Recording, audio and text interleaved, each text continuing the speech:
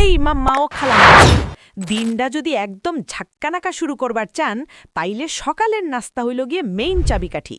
কিন্তু খাইবেনডা কি হোনেন কইতাসি সেরা কিছু খানাপিনার কথা যা আপনারে পুরা দিন কারেন্টের লাহান চাঙ্গা রাখব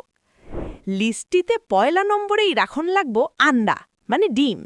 এইরায় প্রোটিন আছে ব্রেইনও সেই রকম কাজ করে আর পেট ভরা থাকে মেলাক্ষণ ওজনও কমে ভটাস কইরা এরপর ধরেন গিয়া ওটমিল আর ফ্ল্যাক্সিড কলিজা বা হার্ট ভালো রাখতে এগুলার উপরে কোনো কথা নাই